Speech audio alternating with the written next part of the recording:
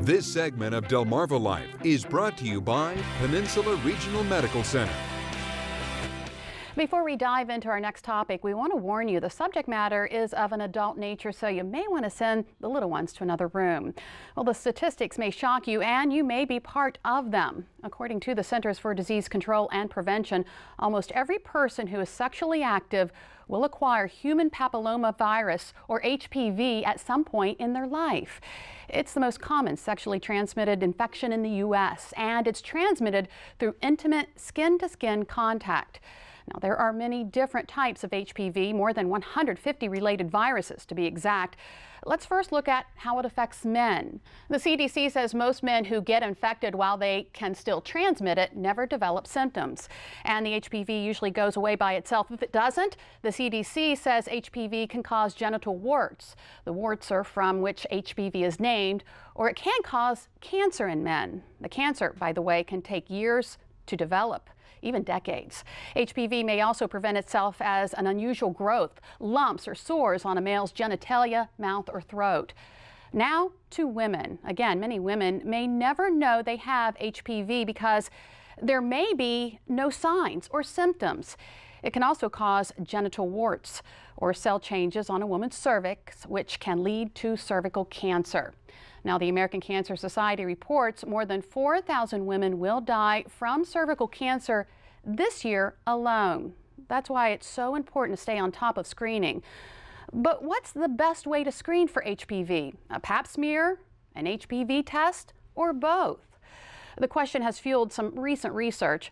A Quest study found nearly 19% of cervical cancers were missed in women who had a screening only for HPV. In women who only had a pap smear, more than 12% of cervical cancers was missed.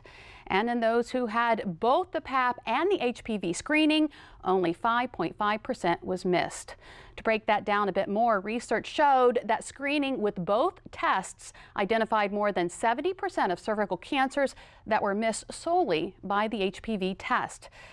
It's a lot to take in, but there's a vaccine that could help prevent the disease from spreading. And joining us today to tell us more is PRMC pediatric hospitalist Dr. Catherine Layton. Thanks for joining us this afternoon. For those who may not be familiar with HPV, tell us what it is exactly. So HPV stands for human papillomavirus, and that's a virus that can cause genital warts and then can go on to cause cancer in men and women, like you described, cervical cancer in women and cancer of the throat and mouth in men. Okay, so they've developed some vaccines, 3 to be exact. Can you tell us what they are? Sure. The first vaccine that was developed covered 2 types of the HPV, the 16 and the 18, which are the most common causes of cancer. The second vaccine went on to include 2 more types of HPV, which were generally the causes of genital cancer. The most recent vaccine, which is the 9-valent, covers 9 types of HPV, and that just gives you more protection from more types that cause cancer. So there are several types of HPV. Correct. Now, are these vaccines 100% effective? I don't think any vaccine is 100% effective, but these are very effective. Okay.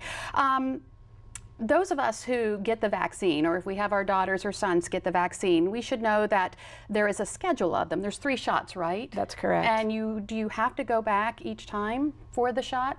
It's very important to finish the 3 shots. It is good to know, though, that if you've got the first vaccine and then you forgot to go back for the next 2, it's not too late, and you don't have to repeat that first vaccine again. So once you get the first one, you don't have to get it again. You can go on to the second. Correct. No matter how much time has lapsed. Okay. What age should we get the shot? The current recommendation is to begin receiving the vaccines at age 12. Age 12. Why so early?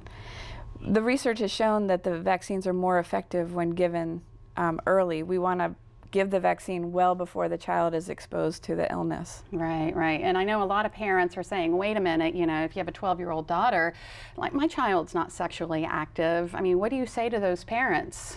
Well, this vaccine is a cancer-preventing vaccine, and it's important to start that vaccine series before the child is exposed to the virus. And so we need to start it early so they can begin developing those antibodies to prevent. the virus that causes cancer. Right, right. Now there are side effects to the vaccine. What are they?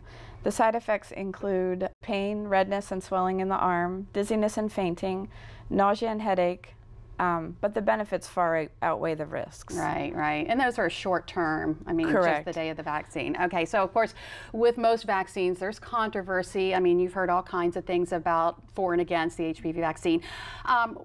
Even that it may even actually cause HPV. Have you heard that, and is it true? I've heard that. It is definitely not true. The evidence does not support that. I think it's important when you're looking for information on vaccines to look at reliable sources, your physician, and websites such as that done by the CDC or the AAP. Yeah, yeah. Now HPV, it seems like we're just hearing about it within the past couple decades, but it's been around, hasn't it? HPV's been around forever. We just now are able to identify the virus that causes the genital warts and the cancers. Okay, all right. So let's talk a little bit about adults. Let's say someone is single, maybe just got divorced. Do you suggest they get the vaccine, or can they? They can get the vaccine. If you haven't received the vaccine at age 12, women can receive that vaccine up until they're 26 years old. Men can receive the vaccine up until age 21. And there's a certain subgroup of men from age 22 to 26 that can also get the vaccine. But it's always good to talk to your doctor. Absolutely. All right, Dr. Yes. Catherine Layton, thank you so much for joining us. And to read more from PRMC about the HPV's vaccine, go to WBOC.com, click on our picture at the top of the page.